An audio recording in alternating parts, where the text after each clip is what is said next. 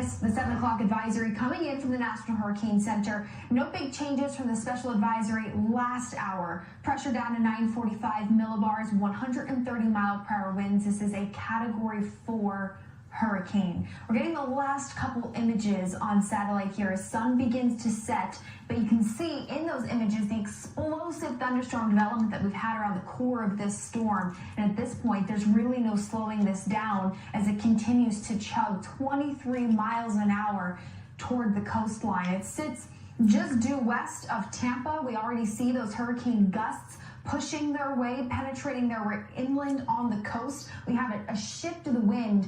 Fort Myers really getting the peak of this surge at this point, given that wind direction coming in from the south-southwest.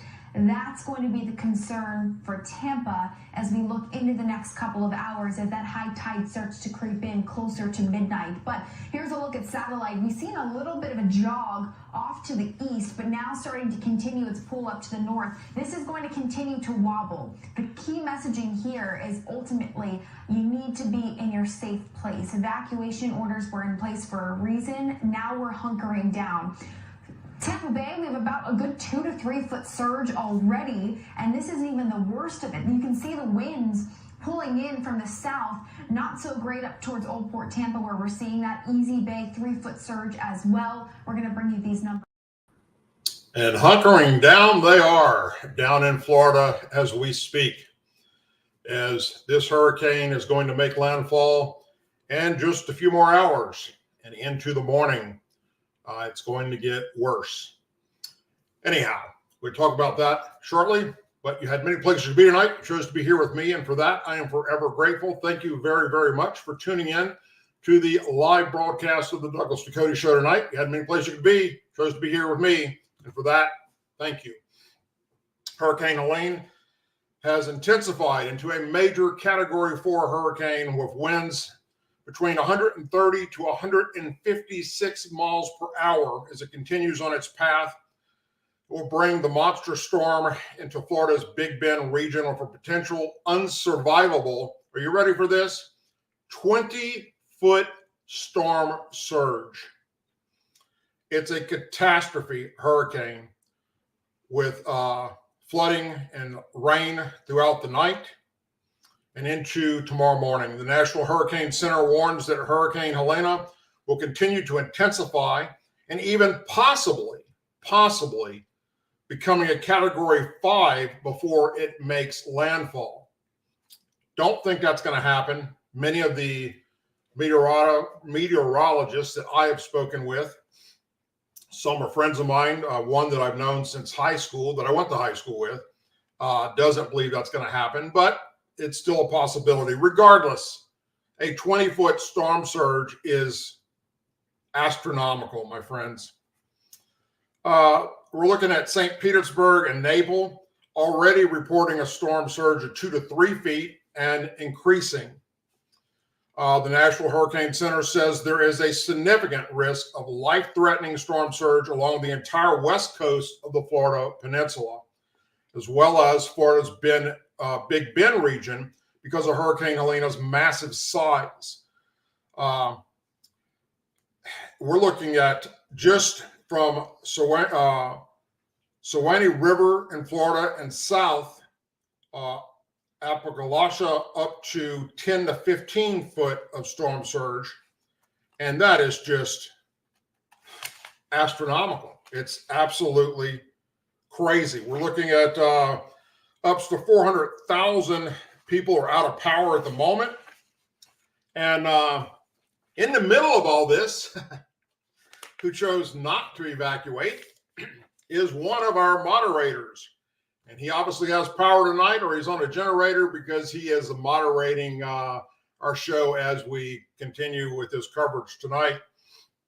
With that and other things that are breaking across our nation.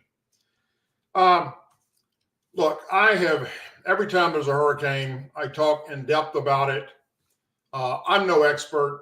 I sure as hell am not a weather expert or a hurricane expert. But that being said, I've lived through many of them, my friends. Matter of fact, I have lived through 18 hurricanes in my life. I'm 62 years old. The first one being September 10th in 1965. I was just 3 years old, and Hurricane Betsy made landfall in Grand Isle, Louisiana, as a major hurricane, packing winds of 125 miles per hour. The storm produced a 15.7-foot storm surge along Grand Isle's northern coast and a 10-foot storm surge down in the New Orleans area. 81 people were killed when that storm came in. September 16th of 1971, I lived through Hurricane Edith. It was also a major hurricane, although no deaths were attributed directly to the storm, but there were others that happened later on within about 24 hours due to accidents and things of that nature. September 8th of 1974, Hurricane Carmen made landfall just east of Vermont Bay, and it killed 3 people. July 11th of 79, Hurricane Bob killed 1 person. August 16th of 85, Hurricane Danny made landfall in Louisiana. October 27th through the 31st was just something that was amazing. Hurricane Juan was a very slow-moving hurricane when it hit Louisiana, and it looped around Louisiana for several days, literally from the 27th making landfall to the 31st before it was out of there. 15 inches of rain fell. Storm surge was 8 feet. Floodwaters toppled many levees throughout the state. Over 200 head of cattle drowned. Grand Isle was under 4 feet of water, the entire island. Over 1,200 people were stuck in Grand Isle, and over 12 people died due to the storm surge. And about that time is when I went into the Army in December of 85. And so I was away from hurricanes for quite some time. Coming back after I retired, July of 2005, I was here for Hurricane Cindy. August 29th of 2005, Hurricane Katrina, which killed 1,577 people. Matter of fact, the night that they initiated the evacuation of New Orleans, I was down on Bourbon Street involved in a hurricane party, for crying out loud. About 2 a.m., we got the hell out of there. August 24th of 2005, we had Hurricane Rita with at least 1 person died, and that came in around Lake Charles, Louisiana. September 13th of 2007, Hurricane Hebrito. September 1st of 2008 was Hurricane Gustav, which killed 7 people. August 24th of 2020, Hurricane Marco. August 27th of 2020 was Hurricane Laura, which I was right in the middle of with that, with 33 people dead, along with October 9th of 2020 with Hurricane Delta. And as many of you know, we lost our home, we lost all of our vehicles, and everything on the first floor of our house was lost. And of course, then we had the massive flood that followed shortly after that. October 28th of 2020 was Hurricane Zeta here in Louisiana. August 29th of 2021, we had Hurricane Ida. 33 people died here in Louisiana. July 8th of 2024, we had Hurricane Beryl. And this past September 11th of 2024, we had Hurricane Francine, which I broadcasted some live footage for you guys down on Lake Pontchartrain, as well as over in the Chafunchi River. So while I'm no expert in hurricanes, I am an expert in what happens when they come in.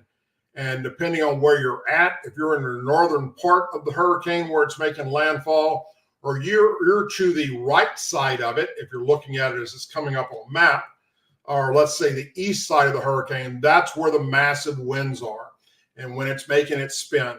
And the closer you are to the center of that eye, the worse it gets. As the hurricane, it spans out from the eye, the winds get less and less until eventually it's out. When you get out a couple hundred miles, and you're only talking about tropical storm. But a Category 4 hurricane, anything within 100 miles of the eye that's north and east is devastating. Seriously devastating, life-threatening. And when we start talking about a 20-foot storm surge, I'm sorry, but all those people that chose not to evacuate, that are up around in the kind of tucked in the corner where the peninsula comes out and over, and you have Pensacola and Panama City and Destin. Then you start coming down here, there's Tallahassee, and then you come down to Tampa. Up in that corner right there is where she's going to make landfall. Those people along that area that didn't get out, it's probably too late. If by chance you've got power and you're listening to this show tonight, I beg you, get the hell out of there. It's not going to be good. I've got family members that did not evacuate and several friends that are towards in the center of the state. They're down around Sebring, Florida, and they're probably going to do fairly well. They're going to get a lot of wind, but they're not going to get what's going to happen along the Gulf Coast.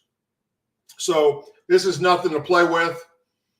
Please, if you're able to, get the hell out of there. And I would say head west as fast as you can. Get up towards Tallahassee and cut across and head towards Panama City, Pensacola area, hell over into Alabama, Mississippi. Don't go north unless you can get up past Atlanta really quick, because they're thinking this thing could possibly even be a Category 1 by the time it reaches the suburbs of South Atlanta. That's how powerful it is. So one of the worst things, besides the storm surge that happens with these massive hurricanes, and this is what we faced with Hurricane Laura and Delta when we lost all of our stuff a few years ago, is the tornado outbreak. Had it not been for the tornadoes, our home would have survived. But the tornadoes put 2 major oak trees right through the center of our roof and did lots of damage. Of course, then that allowed the wind and the rain to get into the house and do even more damage. All the windows were blown out of the house from the suction that the tornado made. Had it not been for the tornadoes, the house itself was a brick home. It was a 2-story home. It would have probably survived fairly fine. With tornadoes, you never know. One house is perfectly fine. The house next to it is destroyed and gone. And that's what we had happen in Lake Charles. By the time it was over with, Lake Charles looked like an atomic bomb went off. And sadly, even today, after 2 separate administrations, the Trump administration and the Biden administration, little to nothing has been done to help the people of Lake Charles. Many of the insurance companies, to include ours, went belly up and filed bankruptcy. And we're still in a lawsuit against the insurance company waiting on our court date. So one day that will happen. One day it will come. And we will move forward with that. In the meantime, we're happy where we live today. And we're further north, definitely north of Interstate 12. And we should be fairly good. We don't have any major trees to fall on our house. Obviously, flooding could be an issue, which happens in any major rain event. But this area of the state where we're at in the southeast part of the state, at least our neighborhood has never flooded before. So we're blessed on that. Knock on wood. Hopefully it stays that way for the future. All right. So before I go into some of the breaking news tonight, let me, besides the hurricane, hey, don't get upset. I'm going to introduce you in just a minute to everybody, all right? Maybe I should go ahead and do that now. Had a lot of people have asked to see the new puppy, which is Patches, that we recently brought into our household. And I think Patches would like to say hello, so let's do that real quick and get it over with. Come here, Patches. Come see. All right, come on, it's your turn.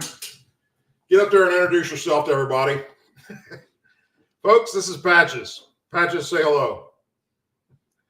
Patches is a rescue. His owner recently passed away, and the family made the decision to go ahead and find a good home for him, and we stepped up and brought Patches in with us. So he's doing really good. He's eating well. We do have a little potty training issues happening, but he's coming along really good. So Patches, say hello to the internet. All right. All right, Patches. Try not to bark for the rest of the show. So let's get into something I've been talking about for quite some time. In fact, I've been bringing this subject up ever since Russia invaded Ukraine because it's some scary shit. Yet once again, Russian President Vladimir Putin made threats to use nuclear weapons against America and NATO forces, suggesting that any nuclear power supporting a country that attacks Russia would be seen as participating in aggression, which means all of NATO who's supporting Ukraine to attack Russia. Addressing Russia's Security Council, Putin said the country's nuclear doctrine has been revised in light of the emerging of new sources of military threats and risk of Russia, risk for Russia and our allies. The update version of the doctrine proposes an aggressive act against Russia by any non-nuclear weapon state, but with the participation and support of nuclear weapon states, meaning America, should be considered as a joint attack on the Russian Federation, Putin said during his speech to the council.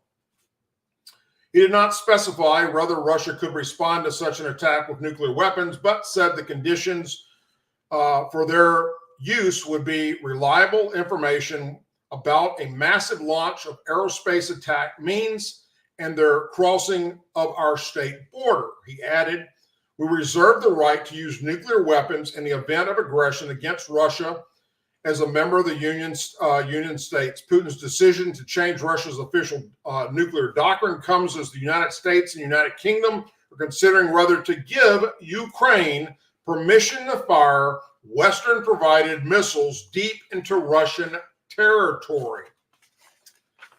You've heard me talk about that red line that he keeps drawing, and we keep stepping over it. And that's what he's talking about. U.S. current policy restricts Ukraine from using the American-made weapons that do long-range artillery, long-range missiles like the Army's tactical missile system to hit airfields and logistic hubs across the border. But Moscow, which has on numerous occasions threatened the West with nuclear retaliation should it aid Ukraine in its war, maintains that U.S.-approved long-range strike capability would be unforgivable and would be an escalation. This would be a significant way change the very nature of the conflict, Putin said earlier this month after President Biden met with Britain's prime minister to discuss the restrictions. It would mean that NATO countries, the U.S., European countries are at war with Russia. And as I reported here on this show just 2 weeks ago, Biden is on the verge of allowing Ukraine to launch these long-range weapons into Russia. Look, I lived through the Cold War. Many of you did too. You can ask any veteran that served in the Cold War what those days were like. We trained to fight a Russian war. We also trained to die in a nuclear war. I mean, that was the facts of life back then. It was a very, very scary times. And when Ronald Reagan managed to get Russia to stand down and we started doing agreements to reduce the nuclear arsenals, and basically the Cold War ended, it was a massive, major lift off of our shoulders, those of us that were in the military. We're very happy, very thankful, and very relieved that it did not appear that there was going to be a nuclear war between these two powers, America and Russia, or Russia and against NATO forces. It's been that way ever since, until the Biden-Harris administration came along and put us right back into the Cold War as if we had never left it. And they continue to do things that are absolutely mind-boggling. And it's pretty damn scary, to say the least. Today, President Biden directed ahead of his meeting with the Ukrainian president his intent to direct another $5 billion in defense articles and services from our Department of Defense stockpiles for military assistance to Ukraine under the Presidential Drawdown Authority. This drawdown utilizes remaining authority of the Presidential Drawdown Authority under Section 506A1 of the Foreign Assistance for Fiscal Year 2024, provided by the Ukraine Security Supplemental Appropriations Act of 2024, which will expire September 30th, in just a few days. We're taking this step to ensure this authority does not expire and the United States can fully utilize the funding appropriate by Congress. By doing so, the United States will be able to continue to provide a surge in defense articles and services to Ukraine from the Department of Defense stockpiles under planned drawdowns in the weeks and months ahead. These drawdowns have been made possible by strong bipartisan support from Congress. The United States is committed to supporting Ukrainian military with the equipment they need to strengthen their positions in the battlefield, defend their territory and people from the Kremlin's brutal aggression, and prevail in this war to secure a just, lasting, and comprehensive peace. Now that sounds all well and good, providing we don't end up destroying the world in the process. As Biden has made clear, the United States and the international coalition we have assembled and will continue to stand with Ukraine. Some of you may remember when House Speaker Mike Johnson said, quote, "Not another dime would be released of our taxpayer money to Ukraine until Biden is willing to spend the same amount of money to secure our southern border." You remember that? I reported on it loud and clear right here. He made such a big deal about this stance. He was taking a stand against the Biden-Harris administration. He then went on every major news outlet in America: Fox, CNN, MSNBC, ABC, NBC, CBS, and everyone in between. And then, like an imploding skyscraper, caved to the Biden-Harris administration like the no-backbone, weak-ass leader that he is. Had he not caved, he would have received the funding needed to secure our southern border.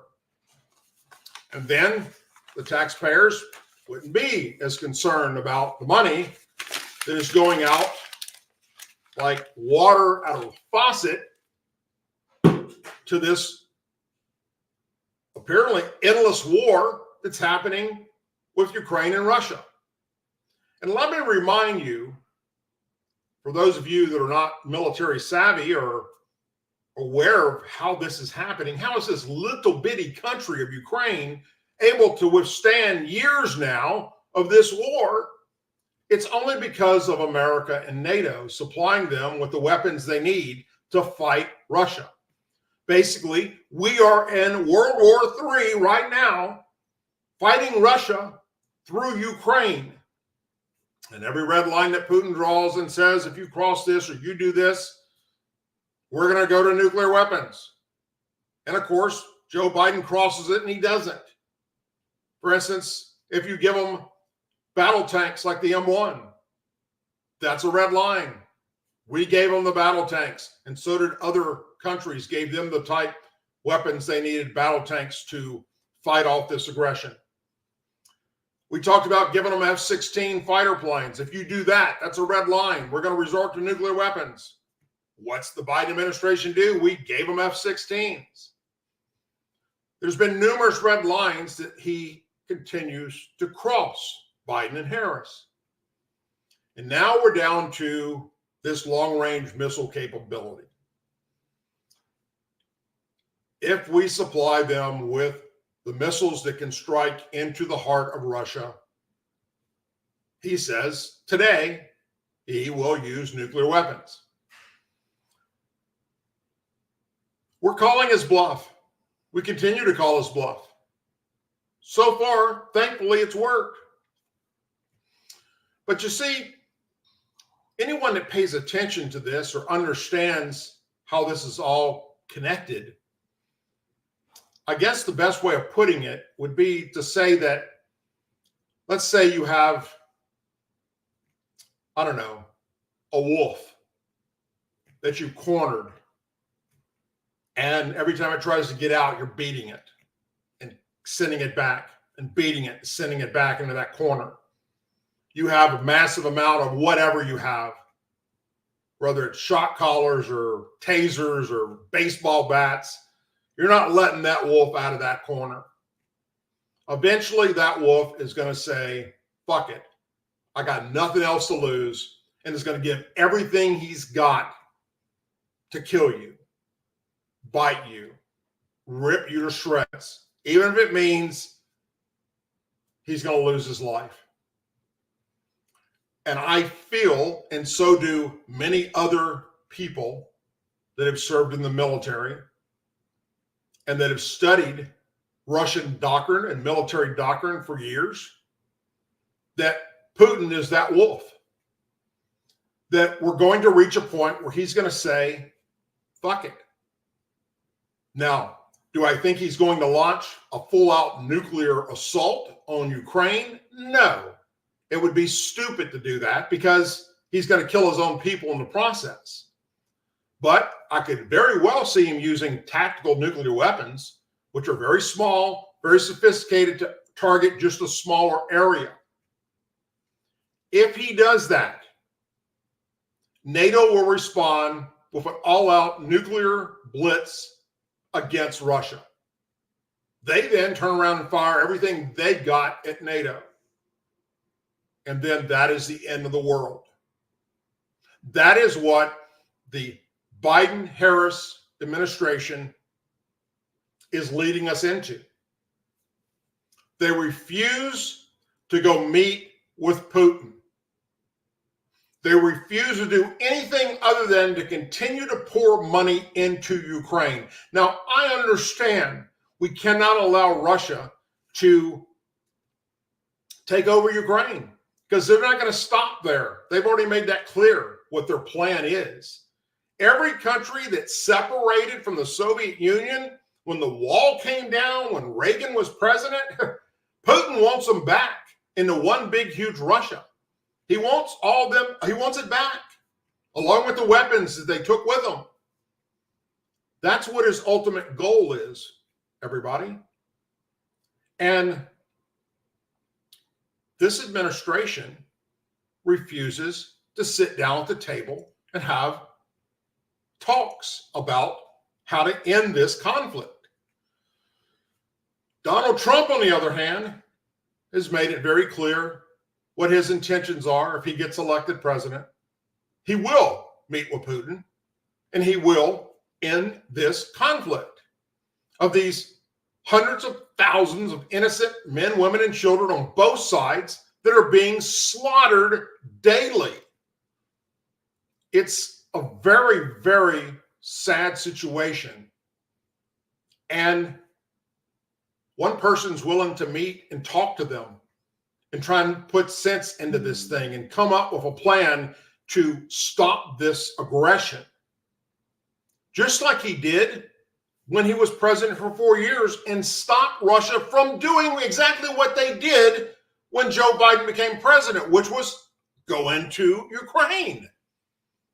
Just like Trump did with North Korea. He stopped them from their craziness of continuing to build nuclear weapons and the capability to launch an ICBM and strike America. He went over there, went to the DMZ, and stepped over. He was the first president ever to step across the DMZ into North Korea and shake hands with the Korean president. Scared the shit out of that man, literally. And that's what we needed, was somebody that was afraid of our president. What's he going to do next?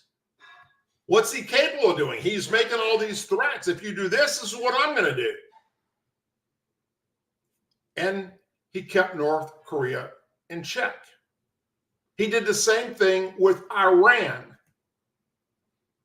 which also kept Hamas in check, which kept Hezbollah in check, along with all the other terrorist organizations that Iran supports. Biden and Harris come along. The world looks at them, especially the dictators of the world, as weak, pathetic,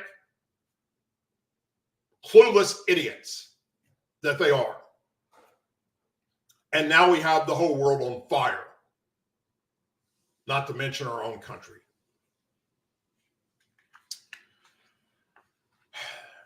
On top of that, the House Oversight Committee is now investigating the Biden-Harris administration's alleged use of taxpayer-funded resources.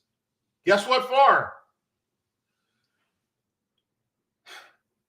To fly the Ukrainian president to battleground state of Pennsylvania ahead of the November presidential election. House Oversight Committee Chairman James Comer penned the letter to the White House, the Pentagon, and the Justice Department yesterday, seeking documents regarding the administration's alleged misuse of government resources to allow the Ukrainian president to interfere in the 2024 presidential election. Now, you may remember, wasn't that long ago, in 2019, the Democrat-controlled House of Representatives impeached Donald J. Trump for doing the exact same thing. They said it was abuse of power under the authority or the theory that he attempted to use a foreign leader. Who was the foreign leader? The Ukrainian president, to benefit his 2020 presidential campaign, despite lack of any evidence of wrongdoing of President Trump.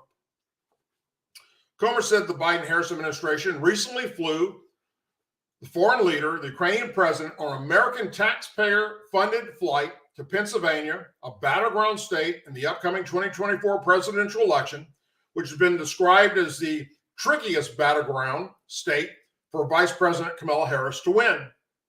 The committee seeks to determine whether the Biden-Harris administration attempted to use foreign leader to benefit Vice President Harris's presidential campaign, and if so, committed an abuse of power.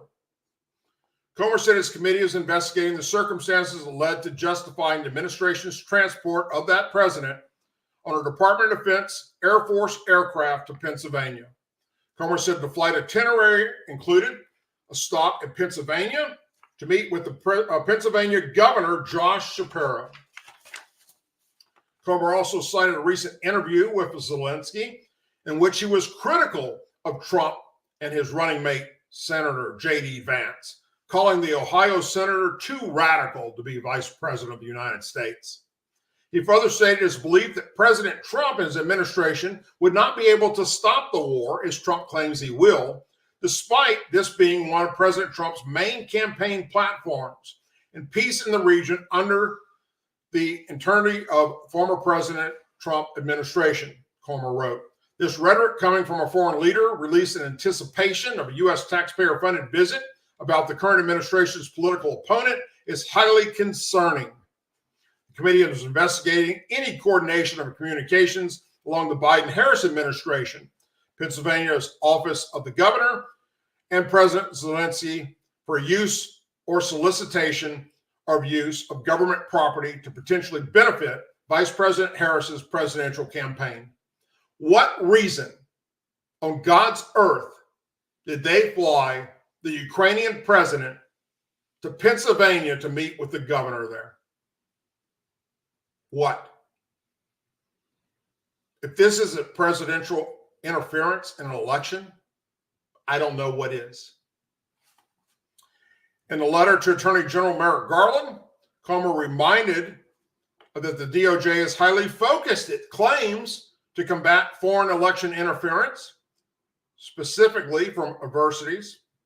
Comer said the House Oversight Committee believes no foreign actor should be permitted to interfere in America's elections. Comer's letters were addressed to Garland, Defense Secretary Lloyd Austin, and Assistant to the President and White House Counsel Eric Sickel. Comer demanded documents and records from the agencies by October 2nd. Pentagon spokesperson James Adams told Fox News Digital that the Ukrainian president's Pennsylvania trip was a U.S. Department of Defense funded mission. The department requested military airlift support to facilitate travel for senior U.S. government officials from both the Department of State and Department of Defense, Adams said. These officials were conducting official business related to U.S. security assistance to Ukraine, which included a stop at Newark Liberty International Airport, where they linked up with President Zelensky before continuing to Wilkes-Barre International Airport in Pennsylvania. Adams said U.S. military personnel were aboard the flight as part of a Department of Defense and State Department delegation, which included Undersecretary of Defense and the Deputy Secretary State of Management and Resources, Richard Vermain, and Assistant Secretary of State Stanley Brown. Additionally, U.S. military and civilian personnel accompanied these senior officials to provide logistical support, Adams explained. Also in attendance were elected officials who represent Scranton and the local, state, and federal level, including Senator Bob Casey of Pennsylvania, Representative Matt Cartwell of Pennsylvania, Pennsylvania Governor Josh Sharpro, and Scranton Mayor Paige Congnetti. Meanwhile, a source told Fox News Digital that Zelensky took a similar trip, guess where? To Utah this past summer, where he met with Utah's Governor Spencer Cox. So you tell me, why is the Biden-Harris administration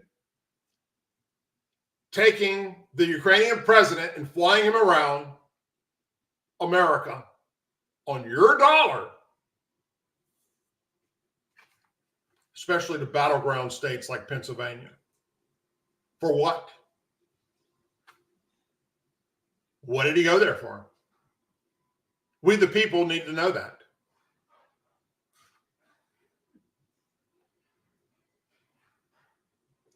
So,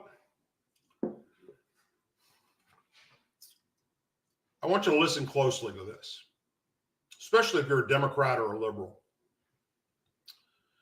We have heard the Harris-Walz campaign, as well as this White House administration, the press secretary, Biden himself, all the liberal news media outlets, saying how great it is that under the leadership of Biden-Harris administration, crime in America is way down. Those of us with a brain that watch the local news or even the mainstream media news are left wondering, how is this possible? When we all know for a fact it's just the opposite. Well, they're citing a recent report by the FBI which said that violent crime dropped by around 3% in 2023 compared to the year before, with murders and negligent manslaughter falling nearly 12%. But crime data experts are saying that these figures are not a true reflection of the overall crime. And it's because the FBI is working to create a more transparent and detailed reporting system that's flawed and catering to this administration to make them look good, aka election interference. The issue of violent data has become a focal point in the 2024 presidential race, with former President Trump claiming during this last debate with Vice President Harris that crime is through the roof under the Biden-Harris administration. And you may remember that Trump's comments were then fact-checked live by ABC moderator David Merle, who said the opposite was the case, and he cited the FBI figures. Trump shot back, labeling the FBI statistics as a defrauding statement. The 2023 FBI report also shows rapes decrease more than 9%, while aggravated assaults decrease nearly 3%. Overall, property crime decreased more than 2%. But motor vehicle theft did shoot up by nearly 13%. Sean Kennedy, who specializes in law enforcement and crime data analyst, says the FBI figures are riddled with errors because it is trying to transition the nation's more than 19,000 plus law enforcement agencies to use the FBI's National Incident-Based Reporting System, also known as the NIBRS. NIBRS, which requires multiple data points for every offense, is a more detailed system of data measurement compared to systems police forces have traditionally used, Kennedy said. In 2021, the FBI mandated that all law enforcement agencies in America, all of them, all 19,000 of them, submit crime data via the NIBRS. But 40% of those agents failed to do so, agencies, for various reasons, mostly due to the burden it places on their resources. To increase participation, the FBI then relaxed the NIBRS requirements in 2022, allowing agencies to report via either the legacy system or NIBRS. The FBI says 73% of the agencies used NIBRS last year, while 12% were using the older methods. The remainder did not submit any data. Kennedy says the FBI then uses estimates to make up the shortfall, and the FBI isn't even questioning that. And the NIBRS data is also submitted incompletely. The FBI used other estimating methods to fill in the gaps of the missing data. All estimates are off inherently. They're estimates. And the FBI is now using estimates to get a more accurate figure than the raw reporting totals, Kennedy said. But that doesn't mean that they're more wrong or less. It just means that they're wrong. It's also difficult to compare previous years given the different ways the data has been submitted, he says. Going through the data, Kennedy says he found dozens of cities where the homicide numbers were off by 20% from what the city itself had reported to the FBI. For example, the FBI report shows there were only 499 homicides in Chicago in 2023. But the Chicago Police Department's own figures reported 617 homicides. For one city, that's 118 missing murders. These mistakes, they're missing data, and all of that has been assumed when we look at the FBI numbers.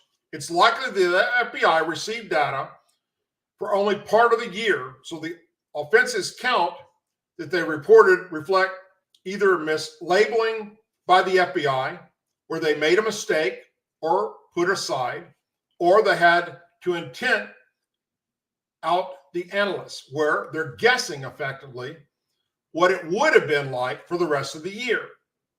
So Chicago seems to have not given the FBI all the data because they couldn't comply with the NIBRS burden that it's put on them. And the problem, because the burden is so high, Chicago's crime is so off the charts, they're so busy taking care of other issues besides submitting this data in a new way that they're not equipped to do at the moment.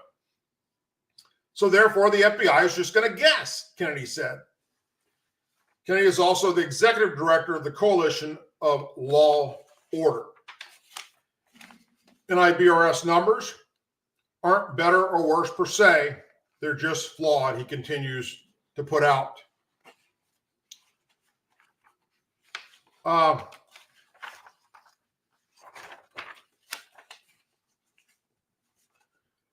But to be fair to everybody in the process, they are trying their best, the FBI. And what's more valuable here is the fact that they can find that Chicago murders don't match. It's a testament to increasing transparency in the crime data. This conversation could not have been had at a national level 20 years ago, let alone 50 years ago, where they weren't guessing.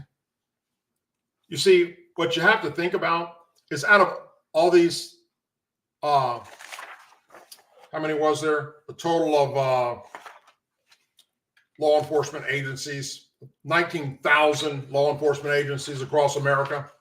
How many of them have a budget that's very, very little, or it's been defunded by Democrats and liberals? And so they're just not even doing this. They're not even reporting this yet.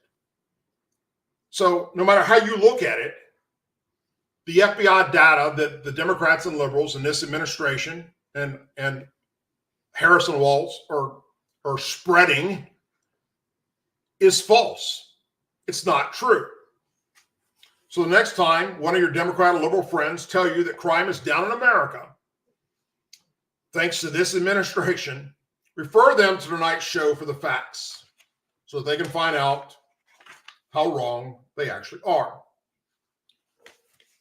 We have literally, let's be conservative here and say 15% of the violent crimes in America unreported to the FBI. And I would say it's probably more like 30% when you look at all these numbers. But the FBI still went ahead and put this report out. Why? Why would you put something out that you know is not true, that's false? Unless you're doing it to help this administration so they can have a talking point and then get their liberal media to back them up like ABC did in the Trump-Harris debate. That's pathetic.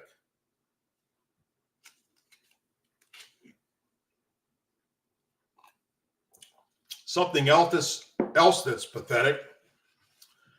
It seems like every day now we find out that the Secret Service is riddled with problems. And the latest example is a Secret Service agent under investigation accused of sexually assaulting a staffer working on Vice President Harris's presidential campaign. Real Clear Politics first reported the allegations yesterday. According to the Secret Service, the incident took place last week in Wisconsin.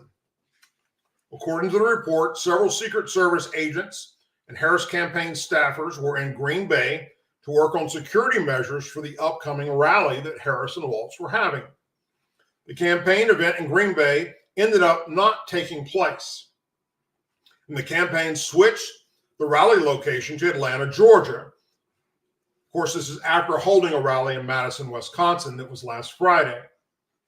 The staffers and agents later drank at a local restaurant after finishing up their work for the day. They eventually moved over to the victim's hotel room where the alleged assault took place. The suspect, who was intoxicated at the time, had forced himself on the victim and began groping her, the report claims. The incident was witnessed by the other Secret Service agents and the other Harris-Waltz campaign staffers that were there in the room. The suspect was reportedly so drunk that his co-workers kicked him out of the hotel room, and he didn't make it very far. He fell asleep in the hallway of the hotel. Secret Service spokesperson confirmed an investigation is ongoing into this matter and said the U.S. Secret Service Office of Personnel Responsibility is investigating a misconduct allegation involving one of their employees. The Secret Service holds its personnel to the highest standards. Of course, that's not the same for the failure when it comes to Trump assassination attempts, now is it? They went on to say the employee has been placed on administrative leave pending the outcome of the investigation. Harris' campaign said in a statement, we have zero tolerance for sexual misconduct, and that the office takes safety of staff seriously. Well, you might want to remind Kamala Harris of that because of the knee pads that she wore for quite some time for the governor of California, and also her husband, who cheated on his wife with her. But we won't go there, will we? Besides the homegrown American assassins, the Democrat Party in Washington, D.C., and liberals across this country have produced the Take Out Trump. Take him out. Done. Off planet Earth. To include liberal news media, professional athletes, actors and actresses, and so on. They're just saying things that are horrible and hateful and things that aren't true about Donald Trump to get people to think that he really is a threat to democracy, and that if he gets elected, it's all hell's going to break loose. He's going to lock up gay people. He's going to lock up black people. He's going to put them back in chains, as Joe Biden said. He's going to round up all the illegals and drown them in the Rio Grande. I mean, it's just crazy and off the chart bullshit. So as if that's not a big enough threat against Donald Trump, former President Donald Trump announced yesterday morning that there's been even bigger threats. And this time, threats on his life by Iran. Trump's warning comes after the former president was briefed this past Tuesday by the FBI, Secret Service, CIA, and Department of Justice regarding real and specific threats from Iran to assassinate him. In a Wednesday morning post on Truth Social, Trump wrote, "Big threats on my life by Iran. The entire U.S. military is watching and waiting. Moves are already made by Iran that didn't work out, but they will try again. Not a good situation for anyone." NBC News reported that the U.S. Senate unanimously voted to pass legislation this past Tuesday that would give both Trump and Vice President Kamala Harris the same level of Secret Service protection that is currently providing to a sitting president, and in this case, Joe Brandon Biden.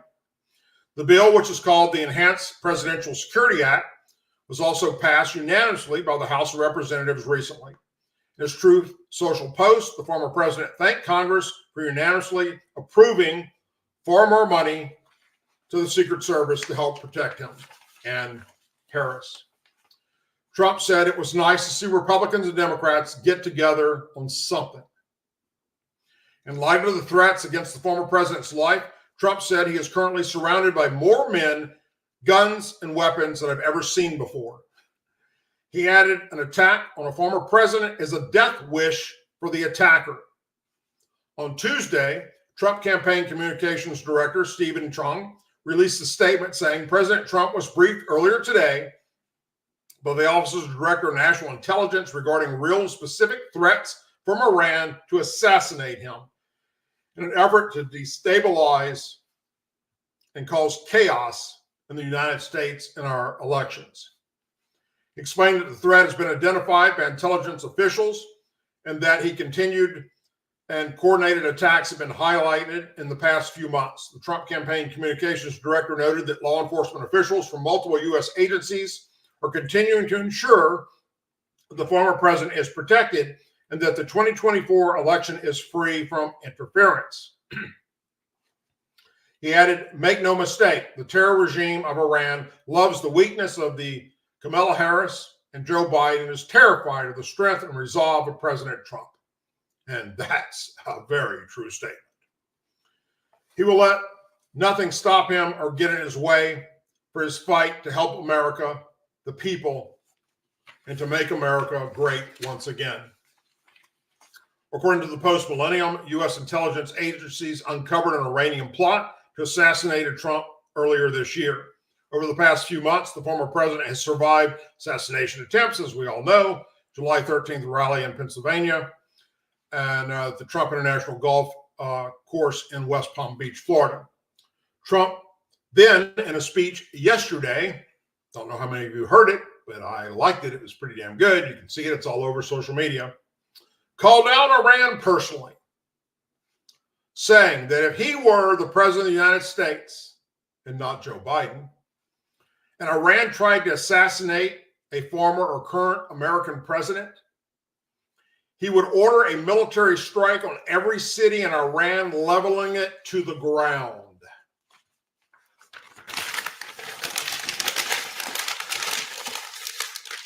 Now, I, for one, don't have an issue with the Iranian people per se, but it's way past time that we level every military means that Iran has. Their Air Force, their Navy, all of their military, their command structure, and their nuclear facilities. Annihilate them, put them back into the Stone Age. That should have happened a long, long time ago. Since the fall of Iran and the Shah, when this radical Islamic group took over the country, we should have done something. At least Trump kept him in check. Biden Harris did what? They gave him billions of dollars and unfroze billions of dollars. And they're doing what with it? Oh, they're sending out assassins to try and kill Trump, and they're supporting militarily Hamas and Hezbollah and other terrorist organizations to try and eliminate Israel. That's this current administration.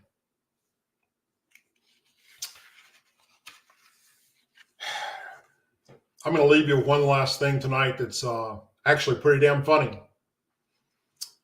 This November, Louisiana Congressman Clay Higgins, who I've had on this show several times before, is likely to receive a vote on being censored by the House for a social media post about Haitian migrants that drew widespread commendation, condemn as racist and untrue. Though some are angered and others are quiet, the latest controversy won't have much impact on Higgins at all or his political future. Using his official congressional account on X, the site formerly known as Twitter, Higgins wrote a post yesterday afternoon that said, "These Haitians are wild, eating pets. That's voodoo. Nastiest country in the Western Hemisphere. Cults, slapstick gangsters. But damn, if they don't feel all sophisticated now, filing charges against our president and vice president. All these thugs better get their mind right and get their ass out of our country before January 12th. And he's 100% correct. It's already been proven by witnesses to come forward that they're doing this. They're eating pets that they can capture.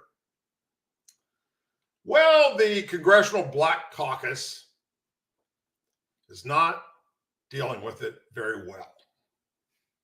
They had nothing better to do than throw around the race card. Filed last night a resolution to censor Representative Higgins and to make clear that bigotry and racism from a former member of Congress is unacceptable. Seems to only believe it's unacceptable for Republicans, but not Democrats like AOC, Ilhan Omar, and Rashid Tlaib, who can spew racist and bigotry crap all over social media all day long and get away with it. And they say nothing. House members then left for Washington, D.C., where they will be back in their districts until the election is over with. The resolution won't get a vote until they return on November 12th. Higgins reacted to news that the Haitian Brigade Alliance, a nonprofit, filed disturbing public services criminal charges against former President Trump and running mate J.D. Vance for spreading what they call false rumors that Haitian immigrants ate their pets in Springfield, Ohio. Even though a plant of witnesses have come forward with the evidence, longtime political operative Roy Fletcher of Baton Rouge said there obviously are some ill feelings among Black community, but the political fallout will be non-existent among Higgins supporters. Higgins' ex comments about Haitian immigrants consumed conversation on the House floor during the vote of a resolution to avoid a government shutdown until December 20th, when Representative Stephen Hertzford, Democrat Nevada, and the chair of the Congressional Black Caucus, said he asked Higgins to remove the post. Higgins refused. The Black Caucus then called for Higgins' censure. House Majority Leader Steve Scalise rushed to the floor to object. After the House had adjourned, House Speaker Mike Johnson said his friend removed the post after praying on it. It's all true, Higgins later told CNN.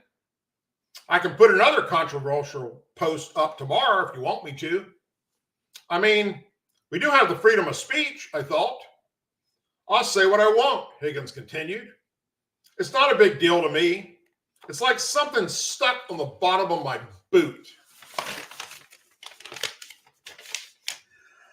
I love the man, okay? Anybody that can take political correctness and throw it out the window and go right back at these evil bastards in the Democrat Party up in Washington, D.C., and the liberals of this country, I support 100%. Anyway, I'm not sure what you're going to be doing this weekend, but I hope whatever it is that you're safe. Take care of your family. You join me back here next week on Tuesday for another episode of the Douglas Ducote Show. If anything breaks between now and then, I'll either do a show about it or I'll come on live or do a video about it. Other than that, I plan on relaxing this weekend, enjoying my family and having a good time. Hope you can do the same thing. Please keep Florida in your prayers as this hurricane strikes them in just a few hours and into the morning hours. It's going to be very devastating. When the sun comes up tomorrow and the National Guard can get in there, we'll start seeing pictures across all the social media and the news media where we can see the devastation that's been done. It may take a while before they get the death tolls added up, but sadly there's going to be many because too many people chose not to evacuate. You had many places to be tonight. You chose to be here with me, and for that, I'm forever grateful. Thank you very, very much. Please say a prayer for our men and women serving the United States military, our veterans, our law enforcement officers, our first responders, their families, our angel families, our blue and gold star families, and our country. May God bless the United States of America. May God bless each and every one of you. In the description of this video and all my videos, all my shows, you can see where you can follow me on my other social media accounts. Please do so. Please subscribe to the channel, whether you're watching me tonight on YouTube or Rumble or X or LinkedIn, and spread the word. Let everybody know about the Douglas Ducote Show and about the channels that we have. And if they have little ones, make sure you tell them that Mr. Doug sometimes says a bad word. So warn them that their kids are in the room, maybe do it or watch it or listen to it with your headphones on or something. All right, everybody, take care. God bless you. And I'll see you back here next week.